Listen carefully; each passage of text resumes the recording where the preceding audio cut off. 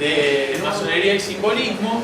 Como ustedes verán, vamos a trabajar sobre masonería y cristianismo, los símbolos afines y la tolerancia religiosa. Este es el segundo congreso. Si quieren sentarse, acá la gente que ha venido. Acá adelante hay lugares.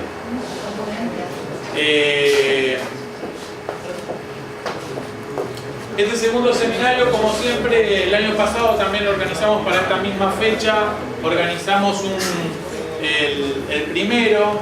Y bueno, y todos los años para esta fecha, esperemos que no nos agarre vuelta los veranitos que nos agarran todos los años, que pensamos que va a estar fresco y hace calor, y tenemos ventiladores.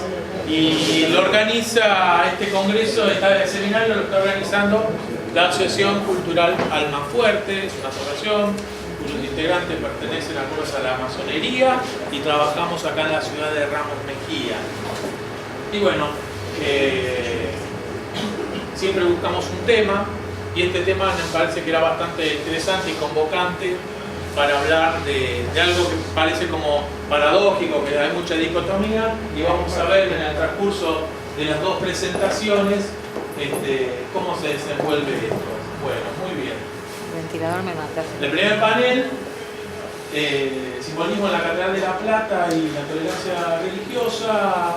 Bueno, va a ser Enrique Octavio Mujica, que es quien les está hablando.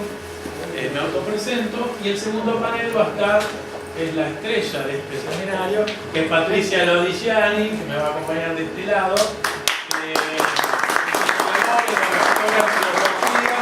Y bueno, ella también no solamente estuvo en el primero, sino que va a estar, estuvo en distintos seminarios que ha organizado. Realmente una estudiosa del fenómeno de lo que es la simbología en el devenir de la historia. Bien, ahora sí, haciendo la presentación del caso. Bueno, acá me indican los celulares, apáguenlo. Lo ponemos en modo silencio, reunión. Y bueno, y ahora sí vamos a entrar en lo que voy a disertar. Esto es un trabajo que había hecho hace años, en el año 2000 aproximadamente, que era todo un trabajo que habíamos hecho y que participé de también un seminario en la legislatura porteña. Bien. La Catedral de La Plata, su simbolismo y la tolerancia religiosa. La idea del concepto de esto, vamos a pasar, es la idea de desentrañar un poco un templo hecho por masones para católicos. Está, como decíamos antes, que parecía contradictorio y paradójico, ¿no? Como la idea de desarrollar el concepto de ¿son antirreligiosos o son anticlericales? ¿Cómo es esto que los masones hacen la segunda catedral de América Latina? La primera está en México. ¿Y cómo es esto, no? También habría que hacer dos o tres cosas más para decir respecto a esto de los masones y los católicos, y desentrañar todo el tema de estos anticlericales o antirreligiosos. Y me hace acordar una anécdota. En los años 70, en los años 80, había un analista, una persona que escribía mucho en los medios platenses, y hablaba de que la catedral era símbolo que era atacado por la masonería, porque en la Plaza Moreno, que está justo enfrente de la catedral, hay un angelito del amor, es el típico ángel que despierta el amor, que tiene un arco y una flecha apuntando a la catedral. Entonces uno diría, qué tonto estos masones, porque realmente hacer la segunda catedral de Latinoamérica para después poner una estatua de 1,20 m y decir que son anti-masones, anticatólicos, ¿no? Entonces no hubieran hecho ninguna de las dos cosas, era mucho más sencillo. Bien, vamos a enfocar en la parte del simbolismo, que es un templo que va más allá. Nosotros, en mi caso, lo que voy a explicar, lo que voy a comentar, no hablar tanto del simbolismo cristiano, sino ese simbolismo universal que representa la catedral en sí mismo, esta idea del universo. Si uno analiza la palabra templo, tiene el prefijo tem, que es dividir. El prefijo tem, bueno, dividir la tierra del cielo, de lo celestial. Y en eso es lo que vamos, en mi caso, a explicar un poco del simbolismo. Y bueno, acá es un poco lo que estamos diciendo. Una catedral como imagen de un culto universal, De hecho, vamos a observar que hay un simbolismo egipcio, hay un simbolismo judío y hay un simbolismo cristiano, ¿no? Y decimos cristiano porque judío también porque el cristianismo no deja de porque está el judaísmo antes. Bien. Ahí está. Y bueno, vamos a dar un poquito de data histórica. Acá lo que estamos viendo es un grabado que se hizo para ese momento y ahí está la piedra fundamental de la catedral, una piedra realizada, una caja realizada con piedra de la ciudad de Azul, de las canteras de Azul o la Barría sería, y ahí adentro están todas las... ¿Qué me pasó? Siempre me pasa lo mismo. Bueno, las medallas de las logias, que se abrió cuando cumplió 100 años, a mediados del año 95, ¿me escuchan hacia atrás bien? El año 95 la abrieron y bueno, están todas las principales medallas de las logias masónicas. Bien, otros datos. Bueno, en 1884 se hace el encargue, en 1885 es esta figura, recién en el 1902, 1903 se empieza a construir y en el año 32 del siglo pasado tenemos la construcción definitiva que va del presidente Justo y hace una misa para el inicio, ¿no? Antes de esto, quisiera decir algo y volver un poco a retrotraer esta cuestión media paradójica entre los masones, si son anticatólicos o anticlericales, y la masonería y los masones realizan o invocan sus trabajos al gran arquitecto del universo. El gran arquitecto del universo es como una figura, un paraguas intelectual, donde cada persona que se inicia en la masonería ve en esa figura su Dios, o si es agnóstico ve esa cosa, ese principio racional que hace que el minuto uno donde empezó todo esto. Entonces en esa figura ahí entiende la idea o el concepto de la tolerancia religiosa, porque en una logia masónica puede estar un católico, puede estar un judío, puede estar un agnóstico, hasta puede estar un ateo también. Entonces eso difícil que puedan ser antirreligiosos alguien que invocan de esa forma o hacen sus trabajos invocando esa figura. Y hasta ahora no habíamos hablado de los hacedores. Vamos a hablar de la catedral y no hablamos de los hacedores. Bueno, entonces a la izquierda de ustedes tienen a Pedro Benoit y a Dardo Rocha, son los dos impulsores. Dardo Rocha es la parte de la decisión política de llevar adelante primero la ciudad de La Plata y después la catedral, y tenemos a Benoit. Vamos a hacer un pequeño currículum de Benoit. Benoit era un arquitecto, era un agrimensor que ya había hecho los égidos de la ciudad de Ituzaingó, de parte de la ciudad de Morón, de Merlo, el égido urbano nuevo de Merlo. También había hecho un par de iglesias, eso lo hace a posteriori, las iglesias, entre otras la de Mar del Plata, la catedral de Mar del Plata. Y también ya había actuado para el gobierno haciendo asilos, haciendo distintos palacios públicos y puentes para lo que era la ciudad de Buenos Aires de entonces. Tenía 1800 planos, los herederos tienen 1800 planos, un hombre muy prolífico, seguramente que tendrá su asistente, habrá tenido en su momento. Y el dato a color de Pierre Benoit que lo encierra, lo engloba una cosa muy interesante.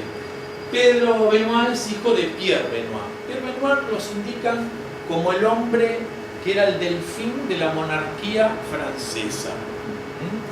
Entonces dice que de chico vino Pierre Benoit a Buenos Aires y se decía que era el delfín. Este hombre ya mayor, para los años 1870, por ahí, 1860, con las convulsiones políticas en Francia, los sectores conservadores y pro-monarquía estaban en alza. Entonces vienen acá, ahí en Buenos Aires, viene una persona de visita que golpea la puerta de la casa de Pierre Benoit, lo pide hablar y habla. Quedan hablando una hora, lo que sea, sale, se va este hombre misterioso y la mujer cuando lo va a ver al rato lo encuentra muerto.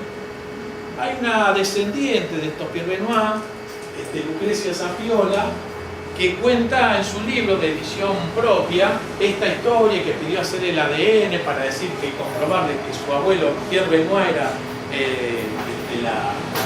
el delfín de la corona de Francia. Bueno, en Francia lo desestimaron, pero también hay otra historia que dice que hubo muchos delfines de la monarquía en Egipto, en Marruecos, en parte de otros países de Europa. Bueno, este es el dato a color que quería comentar de los Benoit. Y acá lo tenemos a Dardo Rocha.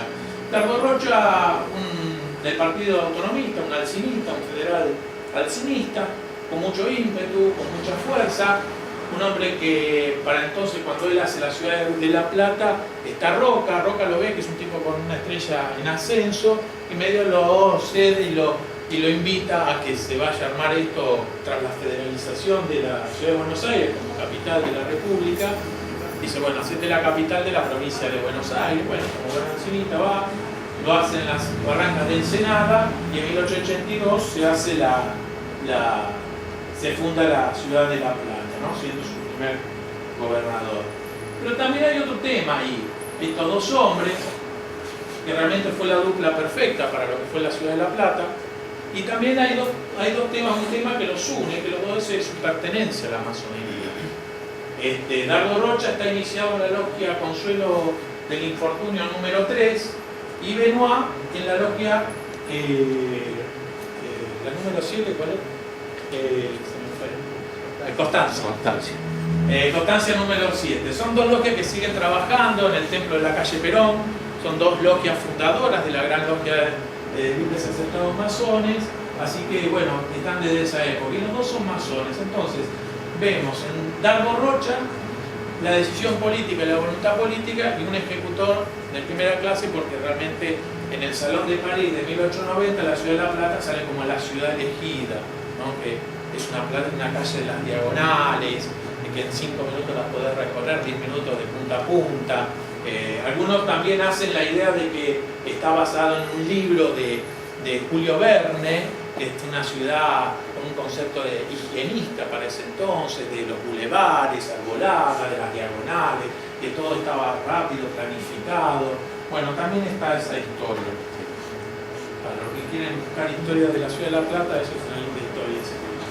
Y el contexto de ideas es que vemos la generación del 80, un positivismo de ambos, tanto de Benoit como de este muchacho Rocha.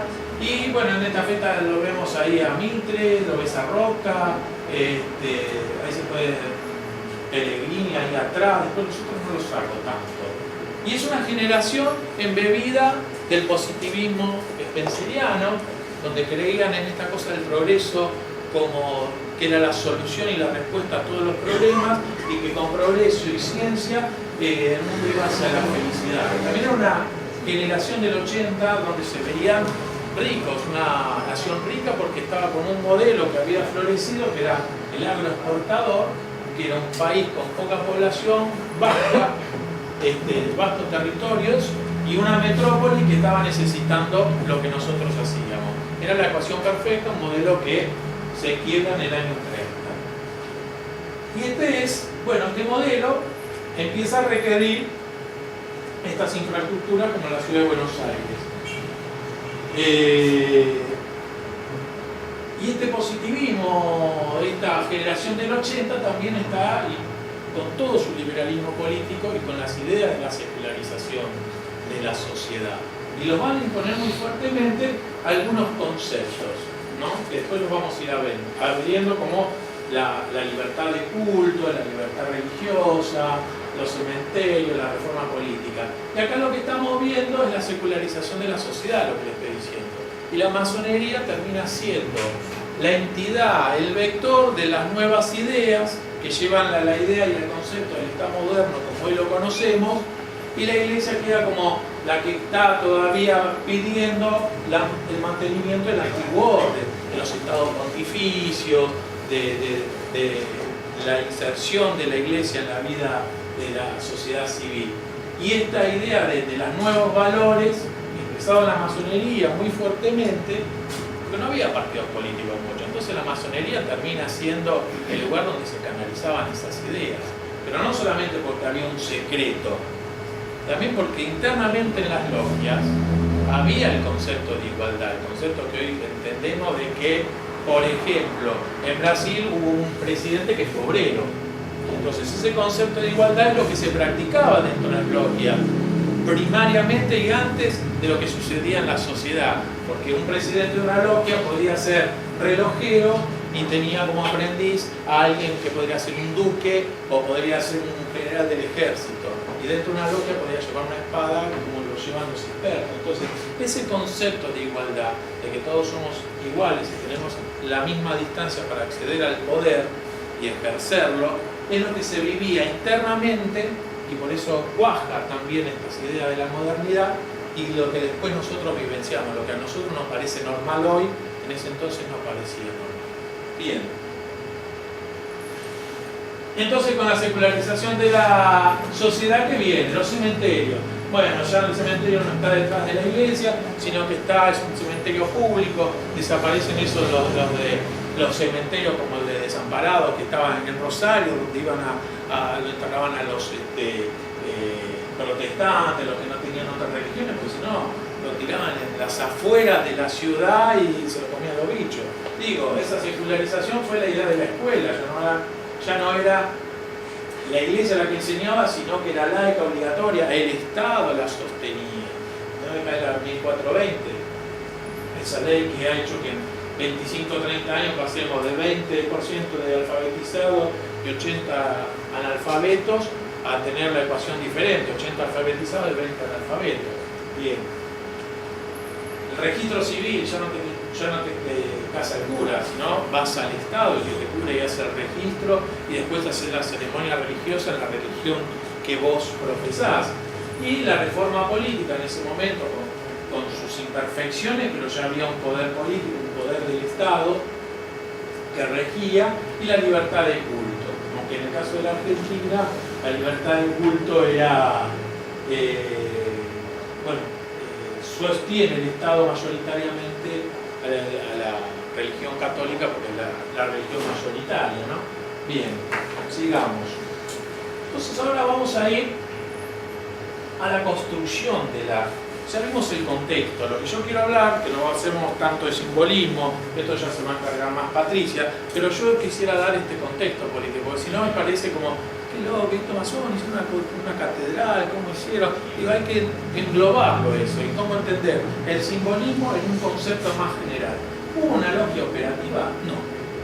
A lo que nosotros se conoce comúnmente como en la Edad Media, que hubo logias que construían las catedrales durante 100, 150 años promedio, acá no hubo. Acá hubo Benoit y Meyer son los que lo diseñan, según la catedral, imitan una catedral de Amiens, de estilo neogótico. ¿Por qué digo que no hay una logia operativa? Porque las dos logias que existían en ese entonces, que eran las mayoritarias, era la logia La Plata 80 y la logia Luz y Verdad 79. Y las actas, yo vi actas que no reflejaban nada de eso, no vi todas porque muchas se perdieron, pero sí se puede entender que no había una logia a la usanza del medioevo, que era esa logia que el presidente de la logia, cuando en el año 1300 realizaba el terreno para edificar esa mole, no la iba a ver nunca terminada. Si tenía 50, 60 años, tardaban 100, 120. ¿Qué era lo que unía desde el punto 1 hasta que terminaban colocando la última ladrillo? La logia. Entonces los maestros, los venerables maestros, eran los que transmitían el conocimiento. Entonces el sistema logial permitió la construcción a lo largo de varias décadas. Y también se puede decir, ¿había una logia operativa para la ciudad? No. En realidad no había una logia determinada que dijeron vayan ustedes. Lo que sí uno puede sacar en conclusión es que tanto la ciudad de La Plata como la catedral es un hecho de una acción masónica, es decir, eran todos masones. Benoit, cuando además de diseñar el égido, además de diseñar de la ciudad, además de diseñar la catedral, lo que está haciendo Benoit es que se rodea de hermanos. Entonces vos lo ves a Fajardo, a Campbell, a Arditi, a Meyer, a Gley, son todos hermanos, arquitectos o ingenieros que están divididos en las distintas logias, pero que trabajan en la dirección de obras públicas, ¿no? De eso otro nombre, no es de obras públicas, departamento Bien, y bueno, y ahí están las logias. Bueno, ustedes entraron a la ciudad de La Plata, ahí abajo. A ver si anda el puntero. Anda el puntero, pero me cambia. Bueno, nos fuimos para adelante, vamos para atrás. Bueno, ahí abajo se ve la escuadra y las diagonales que se dan para la altura, es el compás, ¿no? Pero eso ya es otro tema. Bien, y ahora nos vamos a adentrar en el simbolismo, lo que nosotros decíamos. La catedral, como toda construcción, es un templo que representa el universo. Y el universo es esta gran vivienda que tenemos nosotros, los hombres que habitamos esta tierra, en función y en unidad de lo que es el universo. Y eso es lo que representan las catedrales. Bien, pasemos, vamos a ver otra. La ubicación. La ubicación, si uno lee a autores como Hani, en el libro el simbolismo en el templo cristiano, dice que el ábside, la parte de atrás, tiene que estar mirando al este, porque entonces de la oscuridad viene a la luz, entonces termina con la luz, y el concepto de que todos los templos tienen que mirar al este, a la salida del sol, que es el activo, es aquel que nos provee la energía, la luz y el crecimiento, y termina en el oeste, en la puerta. Si uno lee a Guénon, dice, no, la puerta de entrada tiene que estar recibiendo las luces, el sol creativo desde la puerta, y lo vamos a ir mirando y va a terminar en el ábside. Bueno, ¿quién tiene razón? No importa quién tiene razón. El simbolismo también tiene esto de caprichoso y de arbitrario en algún sentido. Lo interesante es que los dos coinciden que tiene que estar mirando al este, que es donde sale el sol, porque en definitiva mayoritariamente muchas religiones son los cultos solares, ¿cierto? Bien. Entonces, esto de la ubicación a veces va y viene. Si lo ponemos adelante o atrás. Bien. Y ahora vamos a ver el templo y la cruz, ¿no? Acá vemos, me gasté un montón de plata y yo, ahí está, bueno, acá vemos la cruz. Bien, entonces, templo es la cruz. ¿Qué quiere decir la cruz? En la etimología la palabra cruz dice el tema de la luz del fuego, significa, ¿no? Y que todas significa lo mismo en distintos idiomas. Y a mí lo que me gusta comentar de la cruz, porque cuando hablamos del universo, la cruz es un poco nos explica el universo. Si vamos a empezar a desmenuzar este significado. Nosotros tenemos el este, el este, después tenemos el oeste, tenemos a la derecha el sur, tenemos el norte, entonces estamos viendo los puntos cardinales, que es la extensión. Pero si uno en 3D pudiera ser donde se une la nave con el crucero y instalar como un haz de luz que marcaría como una recta, nos estaría marcando hacia arriba el cenit, que es el punto más alto de la esfera celeste, y el nadir hacia abajo, hacia la Tierra, que es el punto más profundo. Y ahí tenemos el número 6. Pero si estamos hablando de creación y de templo, vamos a descubrir un poco qué es, dónde está el 7, que es la creación. Y es en el punto donde se une, donde podemos medir. Y ahí está la creación, los 7 días que Dios utiliza para crear el mundo. Y la cruz lo que nos está diciendo es que nos está marcando todos los límites del universo. Ese es el fenómeno de la cruz y lo que significa. Y también dónde se encuentra Dios, que se encuentra en el punto 1 para aquel que es creyente, o ese punto iniciador de todo esto. Y ahora vamos a ver acá que es muy interesante, porque la unión del crucero, de la nave con el crucero, nos da justo en el altar. Y acá vamos a analizar 2 o 3 simbolismos muy interesantes.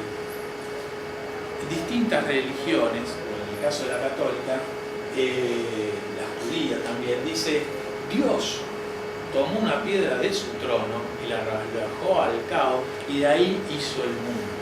Entonces el altar se hace siempre de un solo bloque. Antiguamente era un bloque entero de piedra que caía justo en el medio. No podía ser de varias partes, no, tiene que ser un bloque entero. Y si uno analiza la palabra piedra, tanto en el idioma hebreo, que es Abe Eben, que es padre, y Eben es hijo, hay una traslación. Y también padre y piedra en griego también es pater petrus. Entonces lo que hay, el simbolismo de la piedra, después lo trasladás a otras cosas como la piedra filosofal de los alquimistas. Hay muchas situaciones. Y esto es muy interesante porque es el punto donde empieza la cuestión de donde nace todo de una manera simbólica. Y también acá en el altar, me quiero fijar acá bien, poner acá, porque ahí lo que estamos viendo, otro día, vemos la estrella de 8 puntas, ahí, está hecha con piedra de azul. También la cantera azul, esa piedra, esa estrella de las 8 puntas. Bueno, el número 8 representa a Cristo para la simbología. Antiguamente había una ciencia que llamaba la gematría.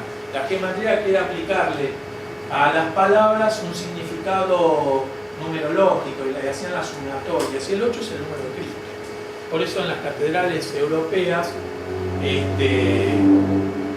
la altura, cuando se unían el crucero con la nave, era de 88,8 pies. No sé, esta mide 38 la altura. Pero es muy interesante porque de ahí arranca la piedra, el mundo, después viene el Hijo del Padre. Digo, ahí está encerrada esa simbología muy interesante que quería compartir con todos. Que es una simbología que atraviesa, porque, no sé, la montaña de Jade de los chinos también habla de la piedra. Jacob habla de la piedra cuando ve que la unión entre el cielo y la tierra y cómo desciende. Digo, nos atraviesa, cuando uno analiza la simbología, atraviesa toda esa significancia de distintas religiones, de distintas culturas. Ahora sí, nos volvemos para atrás, que también la idea, el concepto del simbolismo de una catedral está en el hombre, ¿no? Representa. Y también en la extensión, la cabeza, ahí vemos el corazón, justo en el tema del altar, que es un punto muy, muy fuerte. De hecho, el altar, en muchas iglesias, cuando van a ver el crucero con la nave que se cruza, está pintada una esfera celeste y una paloma, ¿no? Que es lo que nos une entre lo celestial y lo terrenal. Bien. Y también el concepto de hombre, cuerpo místico, se ve tanto en las religiones católicas como en la religión hindú también. El templo está pensado en una proporción humana, digamos. Estos son 4 personas que están ahí, son los 4 picapedreros. Esta es una de las últimas catedrales del mundo que utilizaron picapedreros. Hasta el año 2000 vivía uno. Después ya no supe más nada si existían o no, pero hasta el año 2000 vivía uno de estos hombres que él decía que con la tecnología de ahora lo que ellos tardaron en hacer 15 años lo hubieran hecho en 3. Bien. Por eso llevaban 150 años, 130 años. ¿No? La fachada. Bueno, yo quisiera analizar 2 o 3 temitas acá de la fachada. Muy interesante. Por un lado la fachada es en las puertas. En la parte principal hay una imagen de un Cristo llegando al Río de la Plata, en una imagen que representa la parucía, que para los católicos es en el momento del juicio final que se va a presentar el Cristo y les va a preguntar a los católicos, a los cristianos, cómo fue su comportamiento, si hicieron el bien, si hicieron el mal. Y tiene mucho que ver eso, porque también Cristo en la Biblia dice: yo soy la puerta. ¿Y la puerta qué? La salvación. Y esto que vemos en la entrada, en el principal pasillo, es el camino de salvación, se llama en las catedrales o en las iglesias. Entonces vos entras que te estás preguntando y vas caminando para redimirte o para buscar el perdón.